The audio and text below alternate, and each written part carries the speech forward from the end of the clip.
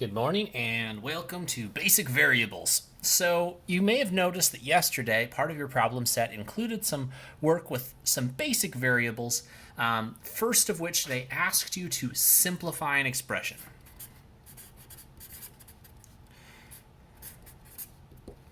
Now, simplify an expression is kind of an interesting term because it doesn't suggest changing the value. Now, you used to simplify fractions, like for example, if you had 4 over 8, well, you know that 4 over 8, let's just go ahead and draw a little picture of that. All right, so that's eighths. And if you had 4 of them, you might notice that that's the same thing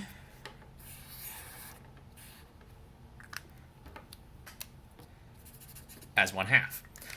So a simplification, or to simplify this fraction, you could write it as 1/2. And they probably taught you some arithmetic rule, like divide both by 4 or some nonsense like that. But the important thing to remember is that when someone tells you to simplify, they are not telling you to change the value. They're just telling you to make the numbers more organized. Let's go with an example. Let's say I have 5x plus 2x plus 7x plus 8x. Okay, now if I wanted to simplify this guy, let's just assume that I'm always wanting to simplify and I don't have to label it every time. Now, all I have here is a bunch of x's. Reminds me of high school. All right, so how many x's do I have? I have 5 here, 2 here, 7 here, and 8 here. Now, how many is that in total? Well, 5 plus 2, or 5 x's and another 2 x's would be 7 x's. 7 x's plus another 7 x's is 14 x's. And 8 x's added on to that is 24 x's. So this is the simplification of this expression. And that's all we're going to be doing in the beginning. We're just going to be simplifying things. We're putting things together to make them easier for the user to read. Let's do another. 2x minus 8 plus 7 minus 5x plus 2. Fair enough? Okay, looks like I need to put more centered. Very good. Now I have space. Okay, now we see some parentheses here. Now, we remember from yesterday's video, we want to do parentheses first. Now, do x and 8, are they the same kind of term? No, they're not like terms, so we can't do anything in there, okay? So we need to do multiplication instead. Let's use the distributive property. I'll go ahead and write that down. Now, think distributive property, word distribute, where we give everybody something, just like how we distribute lunch.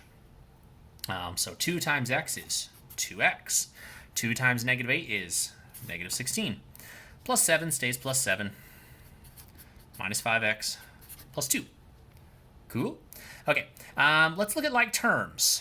It looks like I'll do constants first. I have a negative 16, a positive 7, and a positive 2. And you might think, oh, that negative, isn't that somehow attached to the 2? No. The negative is just attached to whatever is immediately to the right, just like this positive is just attached to the 7.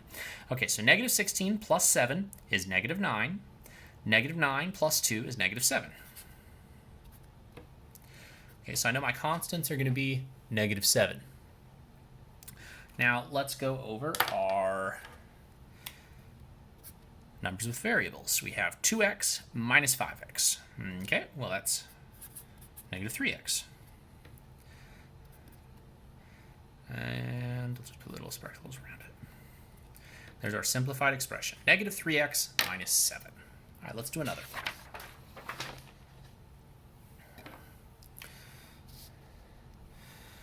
Um, 32 times 8 minus x plus 7 plus 4x times 3 minus 1. Okay, that seems messy enough, right? So, first thing we need to do is parentheses. Now, I look at these parentheses, 8 minus x. Can't do anything there. Those aren't like terms. But these parentheses, 3 minus 1, can I simplify that? Yes, I can. 3 minus 1 is 2. Everything else can't be simplified, so I'm just going to copy it down. Okay, now let's do some multiplication because all of our parentheses are taken care of. Let's distribute 32, and we'll distribute 4x. Okay, 32 times 8. Ooh, that one's a harder one. Well, I know 8 times 30 is 240, and 8 times 2 is 16. So 240 plus 16 is 236. Oops. 256, my bad. 240 plus 16 is 256. Minus what's 32 times negative x? Negative 32x plus 7. 4x times 2 is plus 8x. Okay.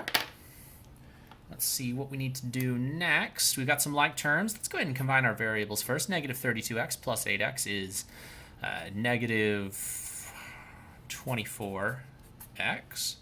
And we have 256 plus 7. So plus 263. The last couple have had the variable end up negative at the end. I want one where it'll end up positive. Give me just a second. 37 x minus 5 plus 2 times 8 minus 6 x. Okay, that's fine. I know, we're just making stuff up, people. All right. So let's distribute again because these aren't like terms and these aren't like terms. So in order to bring our like terms together, we got to take care of our multiplication. Okay, so 37 times x is 37x. 37 times negative 5 is 150 plus 35 is negative 185. Okay, and then we have our 2 we need to distribute. 2 times 8 is 16, and 2 times negative 6x is negative 12x. Okay, do we have like terms here? Maybe a few. I have negative 12x and 37x. What is 37x minus 12x? Well, that's 25x. And then negative 185 plus 16 is negative 169. And we're done. Okay, so that's simplifying expressions. Now, one thing I really want to point out to you is this gray and this blue, or this gray and this blue. All of these results, they're just simplified, just like when we were doing our fractions. I haven't changed the value, I've just made it prettier. Okay. Now, the next thing we need to get into talking about is solving proportions. Let's say I have something along the lines of x over 12 equals 14 over 36. Now, I could use the logical part of my brain and review what we just talked about when we were simplifying fractions and think, that means the ratio here must be the same, and I might be able to think through, well, if these are the same, well, I know that this actually times 3 gives me 36. So did I multiply something by 3 to get 14? And then I'd be able to get my answer simply enough by just saying, well, my answer is going to be 14 over 3. But if we can't see that, another fun thing we do is cross multiplication. Now, there's a lot of emotion behind cross multiplication, especially for a lot of math teachers. I don't care. I'm going to teach you cross multiplication right now. Okay, so what you need to do is multiply the values that are across from each other. So x times 36, 36x. And 12 times 14, which is 144 plus 24, which is 168. Wait, that can't be right. It is right. Okay. Now, here is the mistake. Can anyone catch what I did wrong? The equal sign. You always still have an equal sign. We're just simplifying so far. We haven't solved, and even when we do solve, we'll still have an equal sign. Okay, so we have 36 times x equals 148. So let's go ahead and divide each side by 36. We'll have x equals 168 over 36. And then some of you people who are good with math are like, hey, wait, 12 goes into both of these. When we divide each of these by 12, we get 14/3. So we get the same answer either way. Cross multiplication is just good in case you can't think of how to do it without cross multiplication. Let's do one more simple one. So let's say we have 5x over, I don't know, 12 equals 7 over 17. I'm going to use some prime numbers here just because I want it to be messy fractions. Now this one is a little harder. I don't see 12 going into 17. I can't think of what I would need to multiply by. So I'm just going to go straight into cross multiplication. Again, I'm just going to multiply things that are across from each other. 5x times 17. What is 5 times 17? 50 plus 35, 85x. And 7 times 12 is 84. Oh, those are closer than I anticipated them being. Okay, so I'm going to divide each side by 85. And x is going to be equal to, I'm dividing by 85. X is going to be equal to 84 85ths. So pretty much 1, but just shy of 1. And this is how we solve problems using cross multiplication. Let's do one more example. This time, let's make it a little bit harder.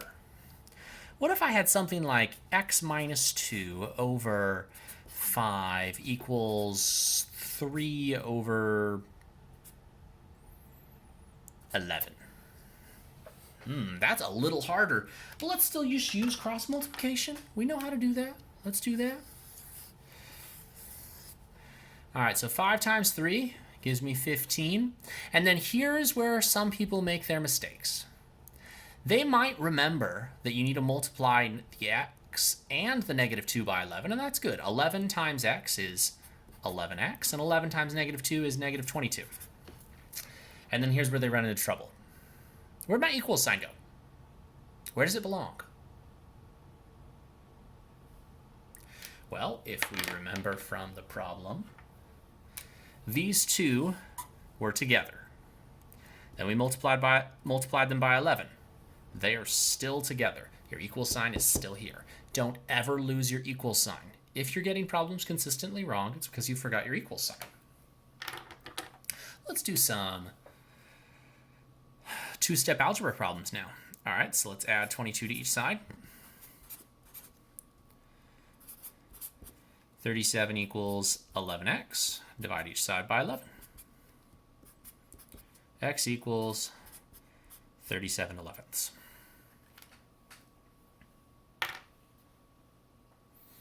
All right.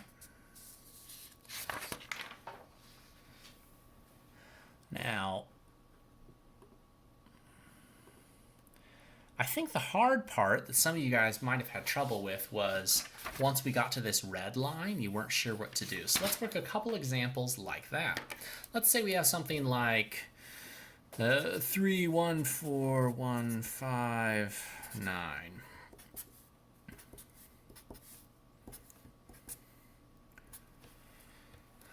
All right, so we have this expression, and it's a little messy.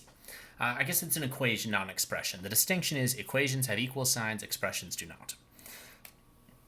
I see some like terms here. Now, let's talk about this one for a second. Is it a like term to 4? Of course, but are we going to combine them right now? No. Let's just combine things that are on the same side. So this 3x and this plus 1, any like terms over there? Nope. So we're just going to leave it as 3x plus 1. What about this 4 and this negative 9? We can totally combine those. What's 4 minus 9? Negative 5.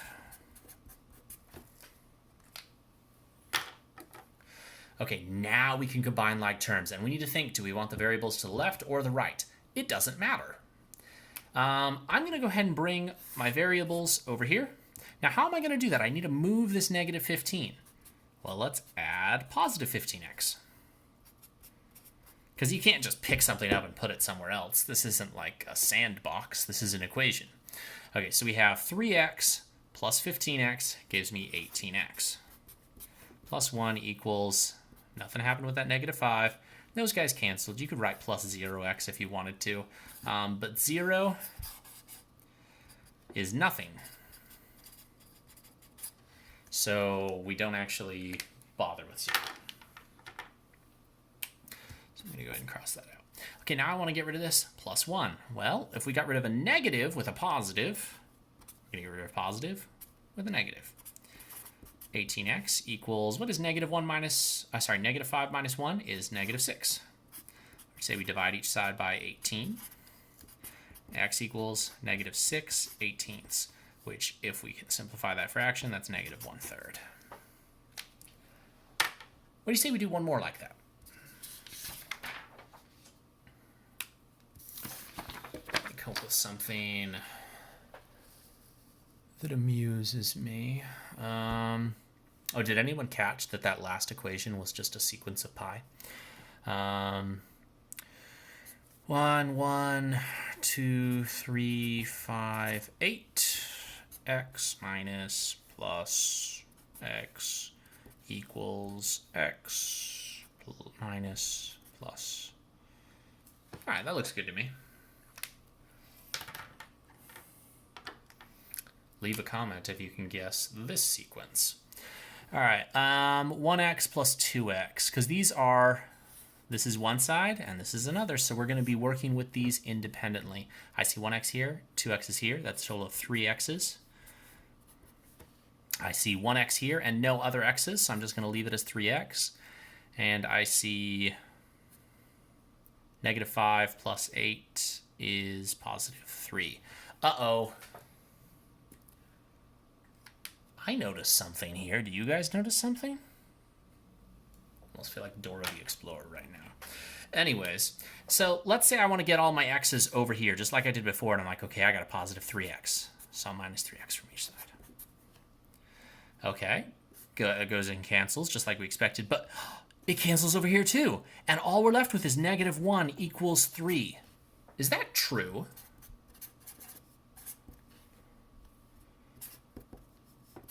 No, it is not. Which means that this equation, there is not a solution. So no solution. That'll happen sometimes when you're making up equations on the fly for a YouTube video. Let's solve one more that actually has a solution. And then we'll call it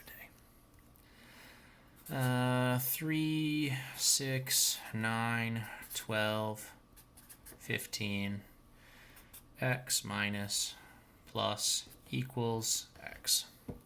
Okay, see any like terms? I do. I guess I see this 15. Oh, I should probably put some kind of symbol here. Let's say it's minus 15, because it doesn't matter. So I'm going to combine these two. Negative 6 plus 9 is 3. 3x equals 12x minus 15. Okay, now do you want your variables over to the left or the right? Now, I've been doing to the left this whole time, but honestly, I always want to do wherever it will make the coefficient of x, remember the number in front of the x is called the coefficient, positive. Now, if I subtract 12x from both sides here, I'll get some negative number that's ugliness. I don't want to deal with that. So instead, what I'm going to do is I'm going to subtract 3x from each side and move all my variables over here. That way we don't have to deal with negatives, or at least we don't have to deal with negative coefficients. If you want to deal with negative coefficients, that's fine. I'm just not going to. Now, what happens to work out very nicely is what happens when we add 15 to each side to get rid of that 15. 3 plus 15, another positive number. 18 equals 9x. We just get to be all positive. Isn't that nice? Okay, how are we going to get rid of that 9? Let's divide by 9. So that's going to give me 2 equals x. All right, and that's the end for today. Good luck.